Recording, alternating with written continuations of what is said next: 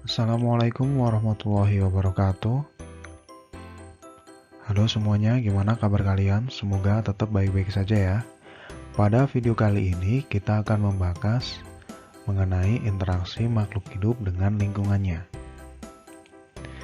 Jangan lupa dukung channel ini dengan klik tombol like dan subscribe.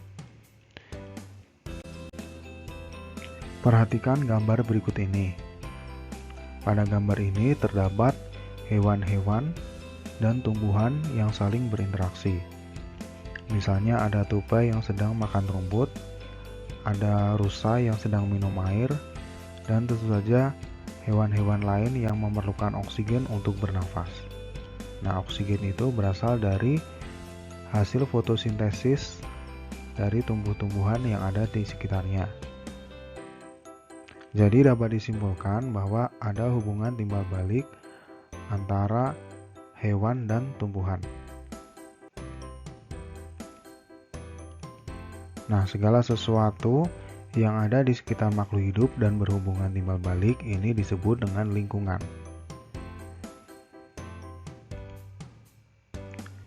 Coba kalian sebutkan lagi interaksi makhluk hidup dengan lingkungan pada gambar berikut ini.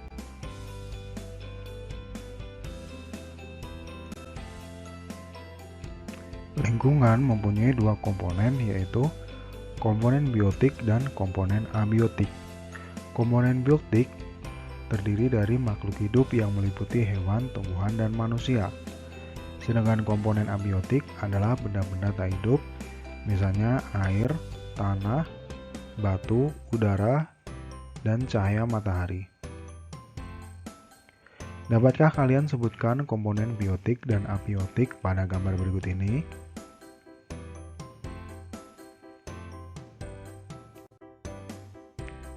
Komponen biotik. Komponen biotik adalah komponen dalam ekosistem yang terdiri atas makhluk hidup atau organisme. Berdasarkan cara mendapatkan makanannya, komponen biotik ini dibedakan menjadi tiga, yaitu produsen atau autotrof, konsumen atau heterotrof, pengurai atau dekomposer. Autotrof adalah makhluk hidup yang mampu menghasilkan makanannya sendiri. Contohnya adalah segala jenis tumbuhan. Heterotrof adalah makhluk hidup yang tidak dapat menghasilkan makanannya sendiri dan bergantung pada organisme lain sebagai bahan makanan. Contohnya adalah segala jenis hewan, misalnya macan dan ikan.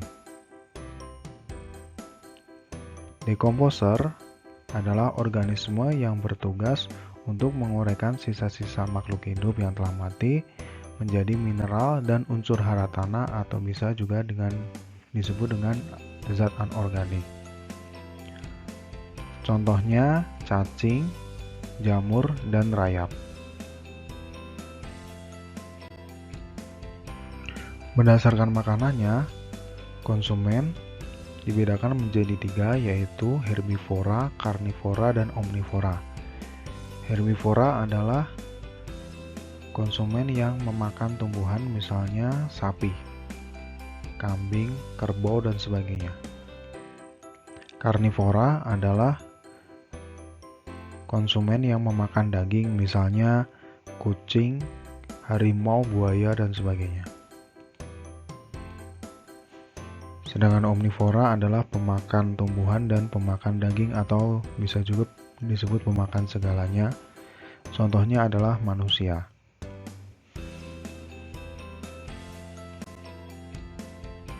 Untuk menunjang kehidupan, makhluk hidup tertentu mempunyai habitat masing-masing.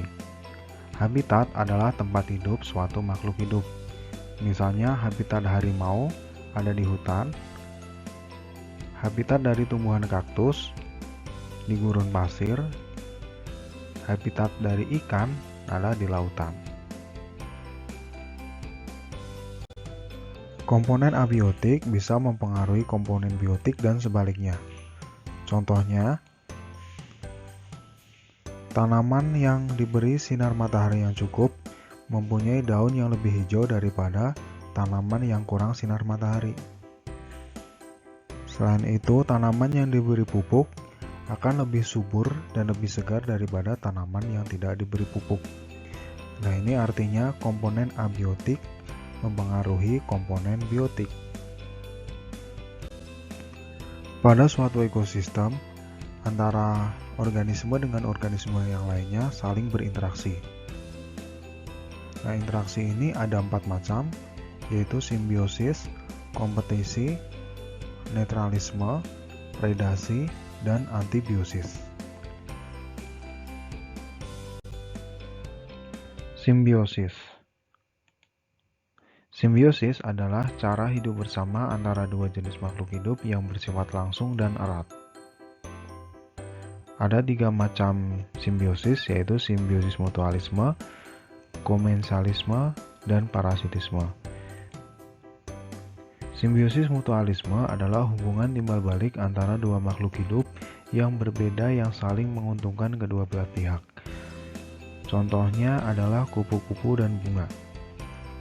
Kupu-kupu mendapatkan sari bunga, bunga mendapatkan bantuan penyerbukan oleh kupu-kupu. Contoh lain adalah kerbau dan burung jalak. Kerbau diuntungkan karena kutunya dimakan oleh burung jalak, dan burung jalak mendapatkan keuntungan yaitu mendapatkan makanan yang berupa ketu dari kerbau. Simbiosis komensalisme, yaitu hubungan timbal balik antara dua makhluk hidup yang menguntungkan satu pihak dan pihak lain tidak dirugikan dan tidak diuntungkan. Contohnya adalah tumbuhan paku-pakuan yang menempel pada pohon. Tumbuhan paku-pakuan mendapatkan keuntungan yaitu mendapatkan tempat untuk tumbuh ataupun tempat berlindung. Contoh lain yaitu ikan hiu dan ikan remora. Ikan remora mendapatkan keuntungan yaitu mendapatkan perlindungan dari ikan hiu, sedangkan ikan hiu juga tidak dirugikan dengan adanya ikan remora tersebut. Simbiosis parasitisme, yaitu hubungan timbal balik antara dua makhluk hidup di mana yang satu dirugikan dan pihak lain diuntungkan. Contohnya adalah daun tali putri dan inangnya.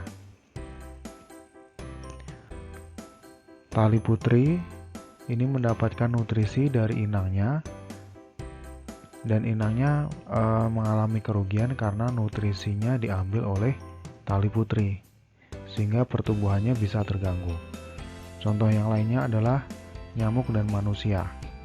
Nyamuk mendapatkan makanan yang berupa darah, tetapi manusia dirugikan karena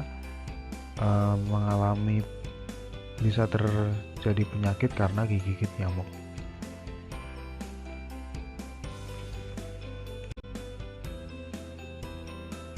Antibiosis. Antibiosis adalah hubungan antara dua makhluk hidup yang berlainan jenisnya, di mana yang satu menghambat pertumbuhan yang lain. Contohnya adalah interaksi antara jamur penicillium dengan mikroorganisme lainnya. Jamur ini terkenal menjadi jamur yang bisa mensekresikan antibiotik guna menghancurkan struktur bakteri. Yang kedua adalah mangga serta rumput liar. Nah, mangga diketahui menjadi salah satu tanaman yang mempunyai zat metabolisme yang dapat mematikan rumput. Sehingga daun mangga yang sudah rontok dapat menjadi herbisida alami. Predasi. Predasi adalah interaksi biologis di mana satu organisme pemangsa membunuh dan memakan organisme lain. Contohnya adalah harimau dan rusa. Dalam hal ini, harimau ini disebut sebagai predator, sedangkan rusa disebut prey. Contoh lain adalah burung elang dan ikan. Selain itu, ada kucing yang memangsa tikus.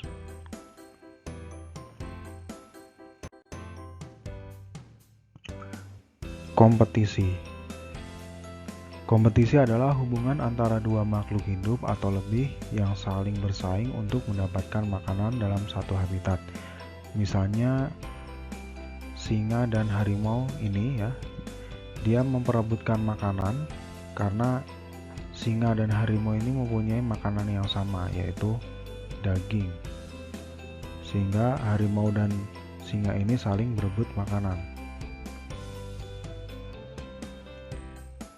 Kemudian ada juga netralisme, yaitu hubungan antara makhluk hidup yang berbeda jenis yang tidak saling mempengaruhi meskipun makhluk hidup tersebut berada dalam habitat yang sama. Contohnya adalah kambing dan kucing ya. Karena kucing dan kambing ini makanannya tidak sama, jadi tidak ada saling berkompetisi atau saling berebut makanan. Sehingga antara kambing sama kucing ini tidak saling mempengaruhi. Ekosistem. Ekosistem adalah hubungan timbal balik tak terpisahkan antara makhluk hidup atau komponen biotik dengan lingkungannya atau abiotik. Ada dua jenis ekosistem, yaitu ekosistem alami dan buatan. Ekosistem alami adalah ekosistem yang terbentuk secara alami, misalnya ekosistem hutan, ekosistem sungai, dan ekosistem laut. Sementara ekosistem buatan adalah ekosistem yang dibuat oleh manusia, misalnya akuarium, ekosistem sawah, dan ekosistem bendungan seperti gambar berikut ini.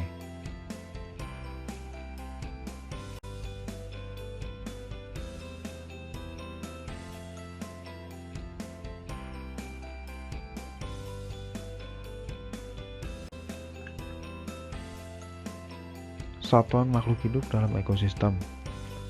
Makhluk hidup dalam ekosistem dimulai dari individu.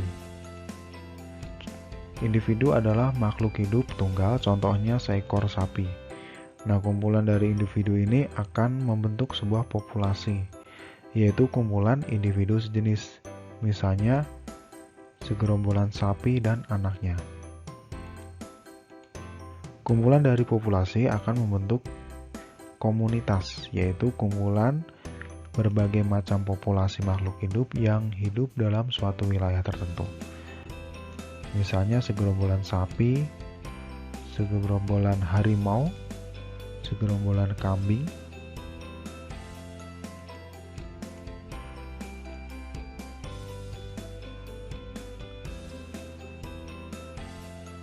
hubungan timbal balik antara komponen biotik dengan lingkungan dan sekitarnya ini disebut dengan ekosistem.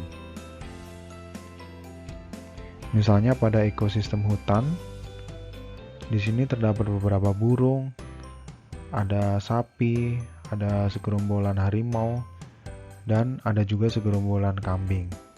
Selain itu ada tumbuhan dan komponen abiotik lainnya yang saling berinteraksi.